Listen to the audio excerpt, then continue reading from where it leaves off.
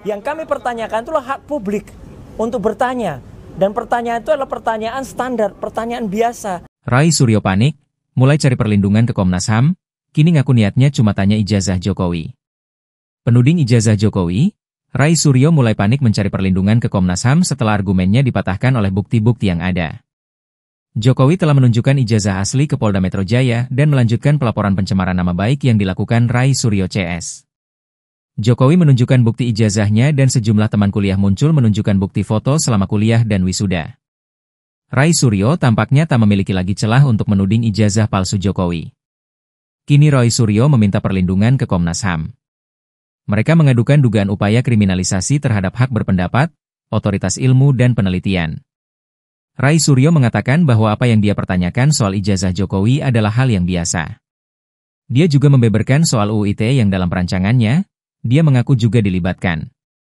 UU ITE yang alhamdulillah saya termasuk salah satu perancangnya bersama rekan-rekan yang lain, kata Rai dikutip dari TV One, Rabu, 21 Mei 2025.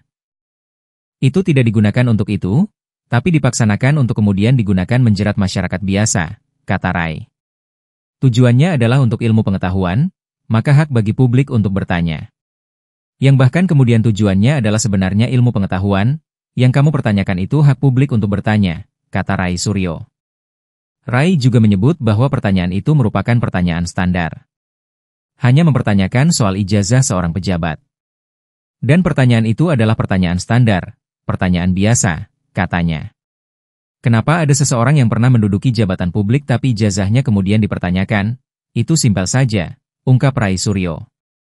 Diberitakan sebelumnya, usai memberikan keterangan kepada penyidik Bareskrim Polri, Jokowi berbicara ke awak media terkait kasus yang membelenggunya.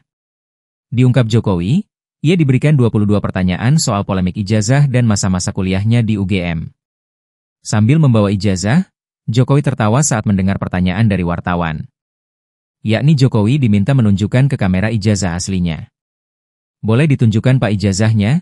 Tanya wartawan. Ijazah nanti akan kami buka pada saat diminta oleh pengadilan, oleh hakim, kata Jokowi sembari tertawa.